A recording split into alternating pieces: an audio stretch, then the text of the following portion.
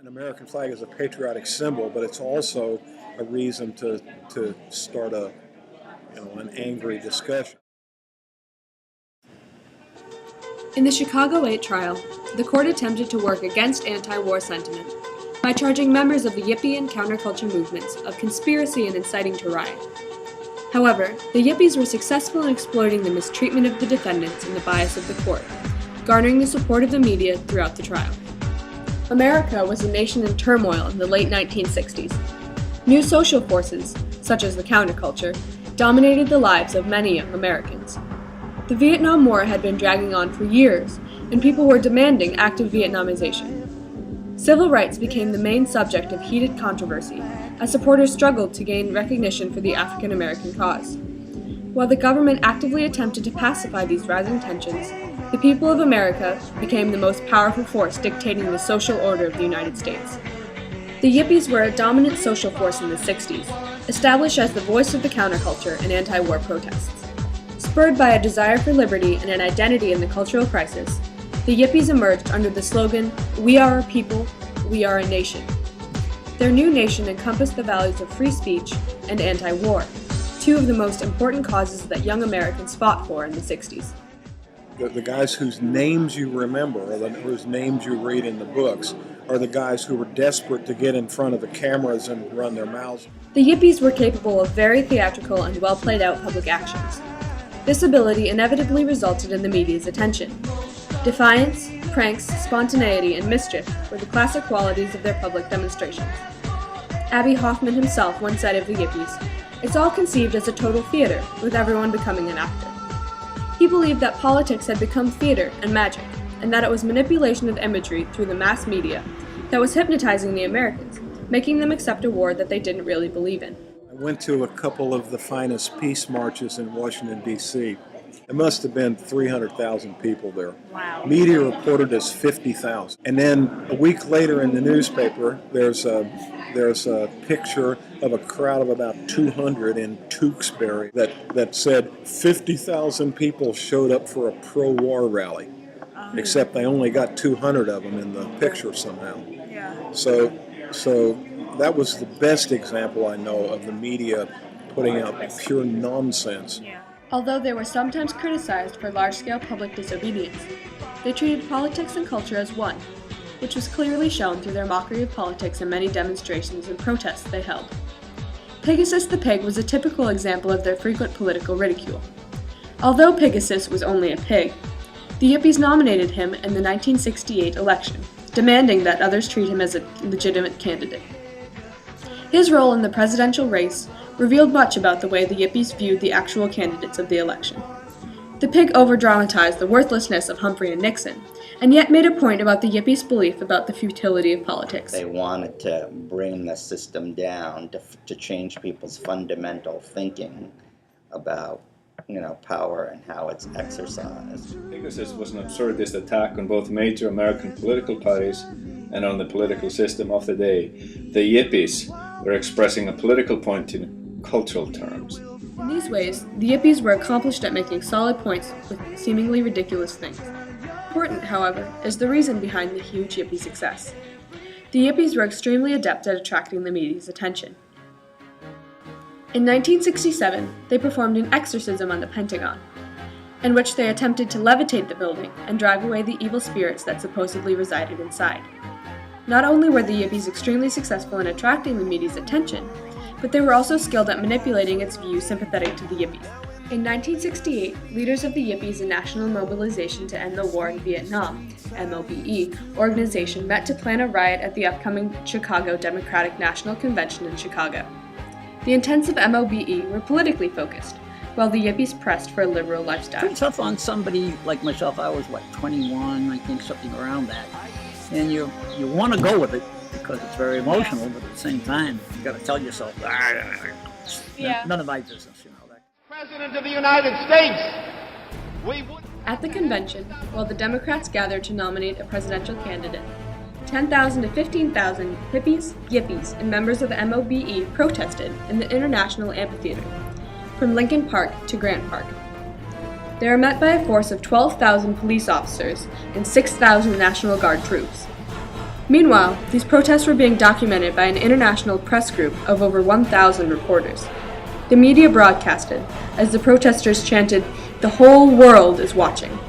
Democrats fell into chaos fighting Chicago police and each other. Those cops, a lot of them did what they shouldn't have done. You could sense it. You could sense it was just a lot of real, hate. Take your hands off of me. Reporters were treated as badly as the protesters. A group of police cheered a soldier on as he bashed a demonstrator and attacked a photographer who filmed the scene. An hour later, film of the violence was shown in the amphitheater, with a thunderous effect on all those who watched. On Wednesday night, a fight broke out across from Grant Park by the Conrad Hilton Hotel. Police began beating bystanders and protesters, using clubs, fists, knees, and mace. Militant protesters fought back with unconventional weapons lying at their feet. They threw bottles and concrete chunks at the police, further enraging them. According to witnesses, once police had pushed people through a glass window, and they attacked the dazed victims as they lay amid broken glass.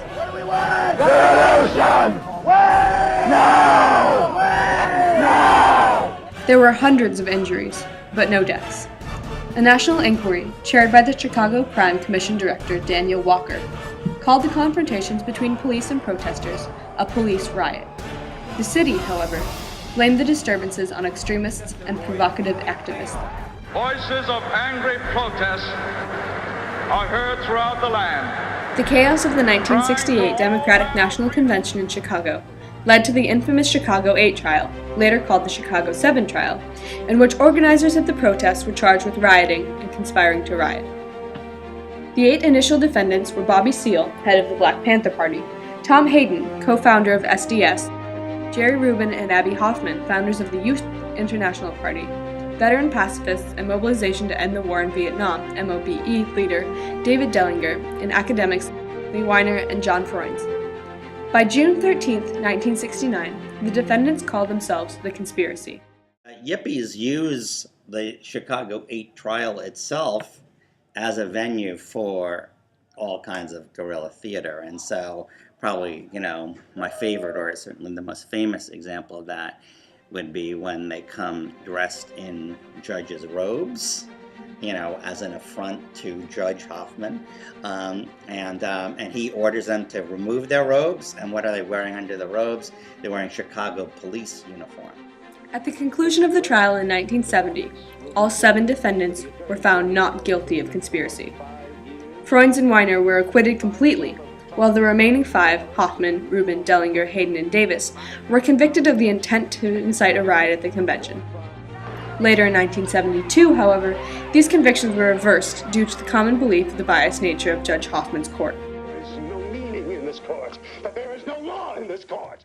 Although the Chicago 8 trial is not as widely known to the public today, it has been the source of inspiration for many films and TV shows throughout the United States.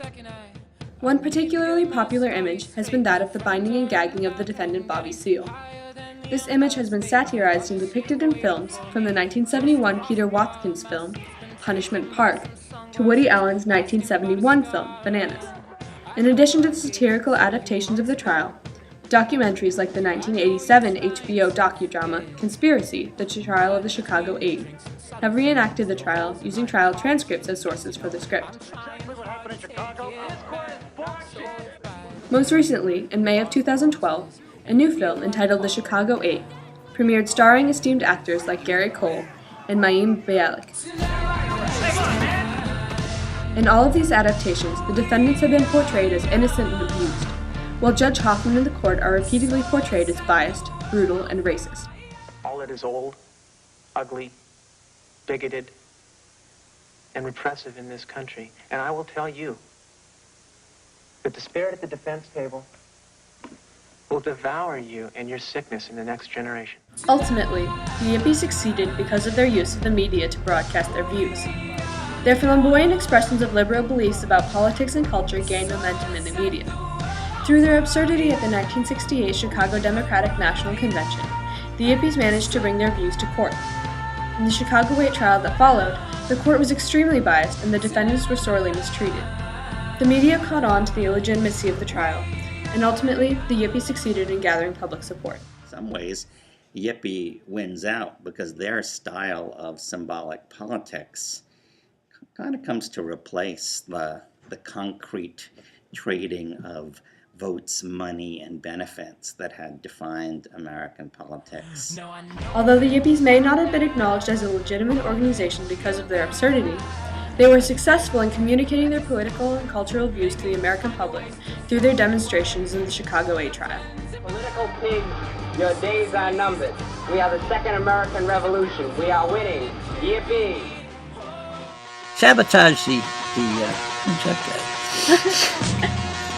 If I think of anything else, it will happen 5 minutes from now. It's funny, I always tell people the past is a minefield. Because you could be thinking of something really good, and then you go,